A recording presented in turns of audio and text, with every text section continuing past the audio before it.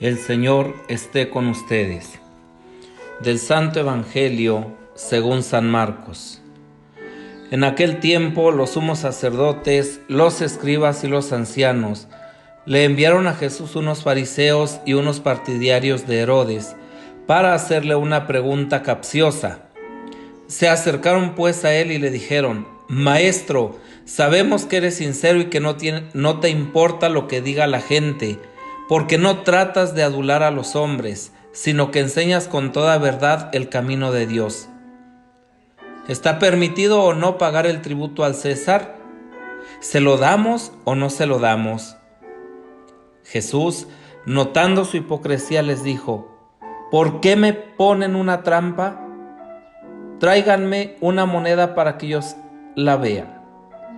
Se la trajeron y él les preguntó: ¿de quién es la imagen y el nombre que lleva escrito?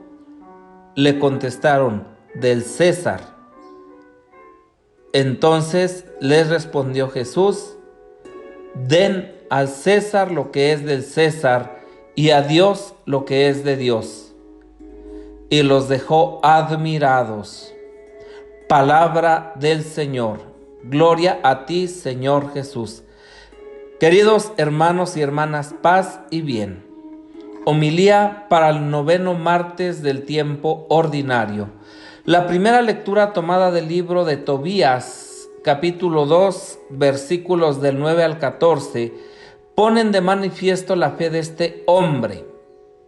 Tobit es hospitalario y observante y practica la ley de Dios, aunque esto ponga en peligro su vida. En consecuencia, es un hombre al que Dios debería proteger y premiar. Sin embargo, no es así. Las cosas de la vida parecen suceder frecuentemente sin sentido, indiferentes al tipo de justicia que nosotros desearíamos.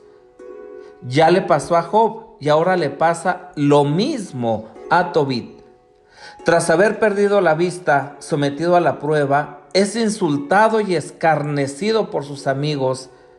¿De qué te han servido tu caridad y tu obediencia?, le dicen.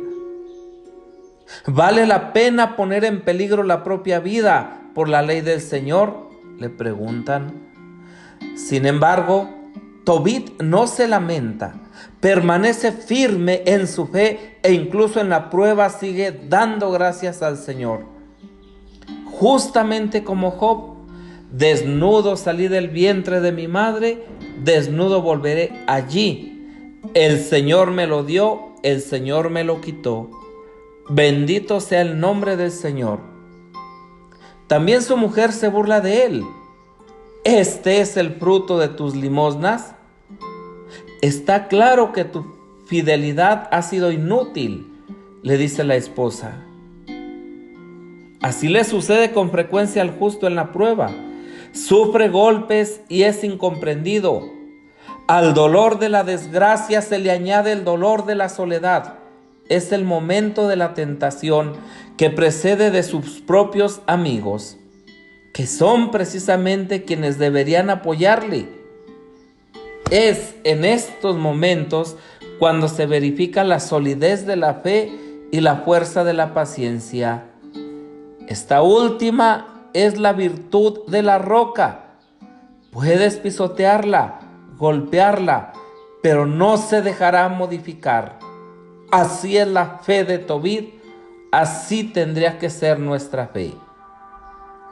Por su parte, en los evangelios, los fariseos y los herodianos, enviados por las autoridades, quieran o no, trazan un cuadro muy positivo de Jesús. Han venido para someterle a insidias, pero se ven obligados a reconocer su fuerte personalidad. Jesús es un hombre sincero y transparente, sin trampas ni hipocresías. Es alguien que dice lo que verdaderamente piensa, no es parcial con nadie. Justo lo contrario, es la figura de las autoridades que les envían y la de los mismos que le interrogan. Fingiendo interés, intentan poner a Jesús en una situación embarazosa, en una situación límite, en una situación peligrosa. Son unos hombres astutos, hipócritas, dedicados a poner trampas. ¿Cuántos de estos no hay o no habemos en la actualidad? Que embaucamos a las personas, haciéndonos pasar como buenos, como responsables, como generosos, como rectos, y sin embargo, en el fondo del corazón está la podredumbre de nuestros propios intereses. Pero vayamos al asunto. La afirmación central está constituida por estas palabras: pues den al César lo que es del César y a Dios lo que es de Dios.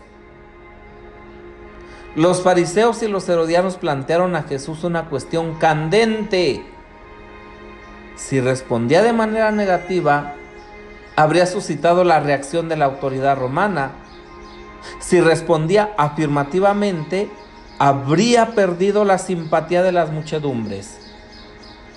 En torno a si era o no lícito pagar los tributos al emperador romano, había posiciones diferentes. Los herodianos eran favorables a los romanos. Los celotas, por el contrario, predicaban abiertamente el rechazo y la resistencia armada.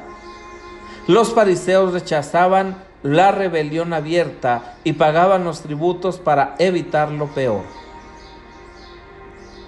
La respuesta de Jesús es completamente inesperada y coge por sorpresa a sus interlocutores, porque se sustrae a la lógica de las diferentes formaciones.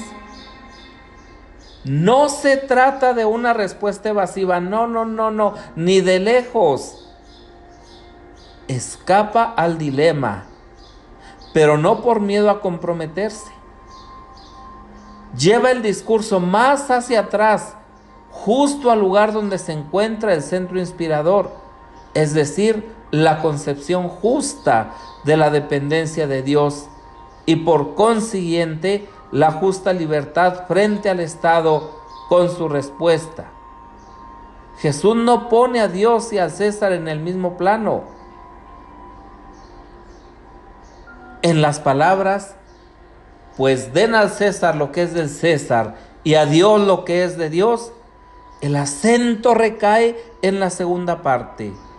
Lo que le preocupa a Jesús es, antes que nada, salvaguardar los derechos de Dios en cualquier situación política. El Estado no puede erigirse en valor absoluto.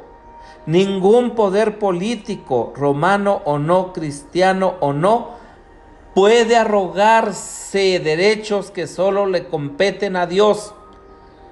Repito, el Estado no puede erigirse en valor absoluto. Ningún poder político, romano o no, cristiano o no, puede arrogarse derechos que solo le pertenecen a Dios. Ojo con esto. No puede absorber todo el corazón del hombre, no puede reemplazar a la conciencia. El hombre del Evangelio se niega a hacer coincidir su conciencia con los intereses del Estado. Se niega a caer en la lógica de la razón de Estado y es por eso, en su raíz, un posible objetor de conciencia. A propósito de lo que estamos viviendo en nuestro país, en México, y de lo que estamos a punto de realizar. Una desgracia, un accidente, algo que sea como sea, quiebra las ya frágiles seguridades de una vida experta en dolor. Y todo esto le pasa al hombre fiel, a alguien que temía a Dios. ¿Y cuántas veces no nos preguntamos por qué me pasa esto a mí? Si yo rezo todos los días, si yo voy a misa, si yo... ¿por qué Dios se ha olvidado de mí? Parece que Dios me rechaza. Soy alguien que teme a Dios, ¿por qué me pasa todo esto? ¿No es acaso un escándalo, una provocación, una injusticia? ¿Cuántas veces se habrá presentado el mismo espectáculo ante nuestros ojos? ¿Cuántas veces nos habremos encontrado nosotros mismos en una situación semejante a la de Tobit? A nuestras reacciones de murmuración y de rebelión, a nuestros sobresaltos de desconcierto y de angustia, a la vacilación de nuestra misma fe, ¿les suena desconcertante la respuesta de Tobit, que casi nos parece de otro mundo, dándole gracias todos los días de su vida a Dios? Los amigos se burlan de él, su mujer le insulta, la ceguera le reduce a la impotencia, le sitúa entre la incomprensión y el escarnio de sus más allegados, pero él bendice a Dios. Nuestra tentación consistiría en archivar el asunto como algo absurdo, imposible. Sin embargo, si hacemos callar el tumulto de los sentimientos y de las reacciones de defensa y nos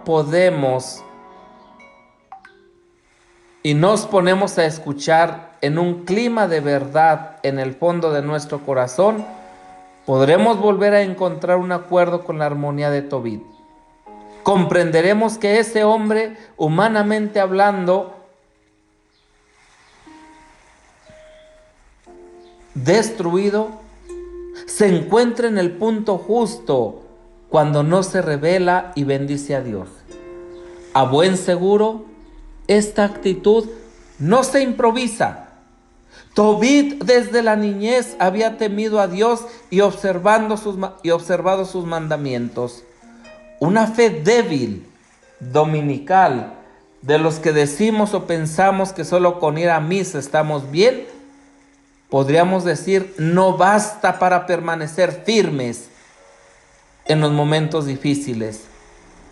Sin embargo, una fe madura, purificada en el crisol de la cruz, vivida en fidelidad a las cosas pequeñas de cada día, en el sí, disponible, repetido en cada situación, nos permite llegar incluso a gestos extremos. Paz y bien.